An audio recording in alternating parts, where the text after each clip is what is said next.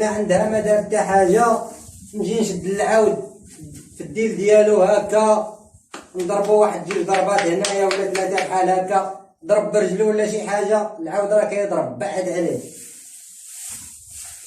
نجي عند العوده من هنايا نطبطب عليها كما كتشوفوا.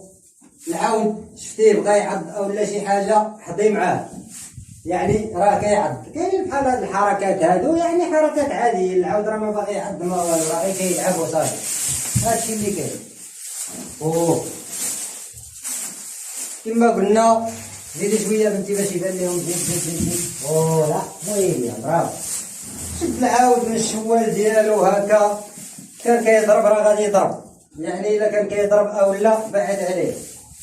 نجي عندو الرجل اللورانيه، عطيني رجلك، عطاني رجلو هزها، يعني العاود راه مدريسي ترونكيل، يعني كيهز رجليه وما غاديش يضرب.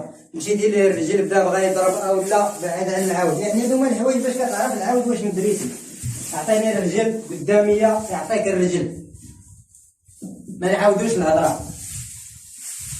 كما كتشوفوا العوده كدور او لا، ولكن ما كاينش ديك الساعه تضربني او لا شي حاجه او لا، يعني عادي.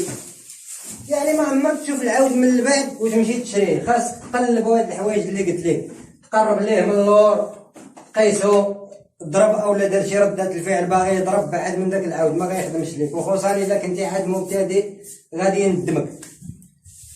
يعني بالناس الناس اللي شريتي عطا الله اللي عطا، العود كيضرب او لا كيعض، يعني هادشي راه من الدريساج، يعني فو دريساج كنسميوه، يعني دريساج ما كاين لا دريساج لا والو، غير العود بالعصا وسميتو. خصوصا الناس اللي كيضربوا الخيل وكيتكرفسوا على الخيل، هادوك هما الخيل اللي كيوليو هكاك. اما العود ما كتضربو ما والو راه ما كيدير حتى شي ردة الفعل، كون على يقين وما عمرو غادي يكون واعر.